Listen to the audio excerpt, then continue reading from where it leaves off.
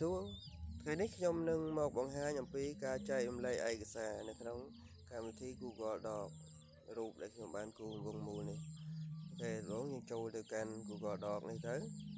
តបជ្រើសរើសឯកសារណាឯកសារមួយណាដែលយើងចង់ចែករំលែក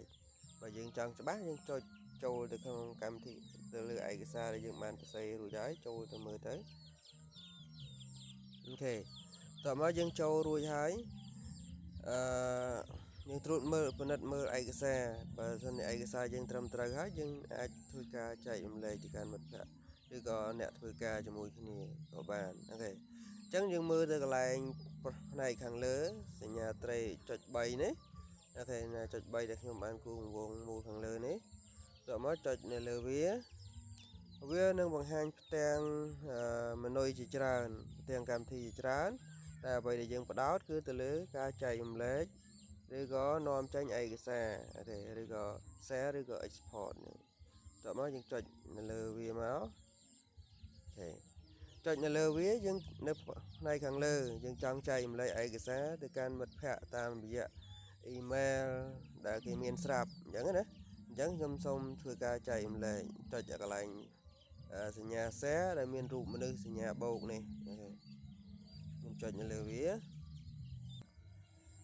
ឥឡូវខ្ញុំសូមសរសេរ email ដែលយើងចង់ចែករំលែកទៅឲ្យមិត្តភ័ក្តិរបស់យើងដែលចង់មើលណាអូខេគាត់ចង់មើលឬក៏ចង់កែឬក៏ចង់ផ្ដល់ឯកសារផ្សេងៗខ្ញុំចុចរួចហើយបន្ទាប់មកយើងទៅមើលកន្លែងជំរើសមានន័យថាយើងចង់ឲ្យពួកគាត់ត្រឹមតែមើលអូខេឥឡូវយើងមើលនៅខាងក្រោមនៅបែកខាងក្រោមណាបែកខាងក្រោមអាហ្នឹងវាអាស្រ័យទៅលើប្រភេទទូរស័ព្ទយើងរៀងៗខ្លួនបែកខាងក្រោមនេះមាន3ជំរើសទី1គេឲ្យយើងអូខេ edit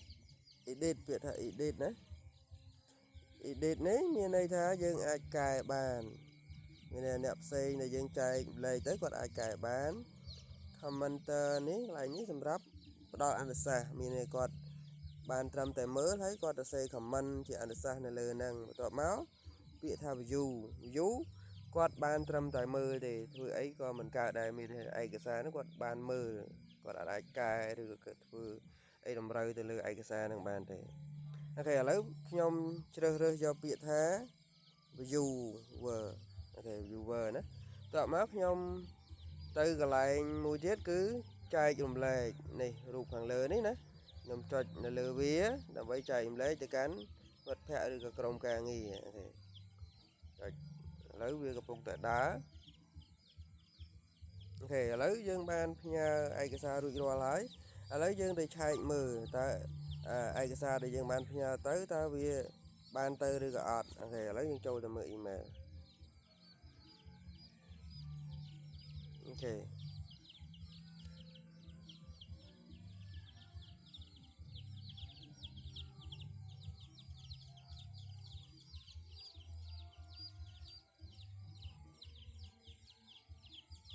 អូខេឥឡូវវា load មកហើយខ្ញុំសូមចូលចុចទៅលើឯកសារដែលខ្ញុំចង់នេះអូខេឥឡូវខ្ញុំចុចបើកទៅលើវាបើកឯកសារដែលខ្ញុំបានចែករំលែកទៅកាន់មិត្តភ័ក្តិរបស់ខ្ញុំហើយគេតម្រូវឲ្យយើងជ្រើសរើស email ណាអញ្ចឹង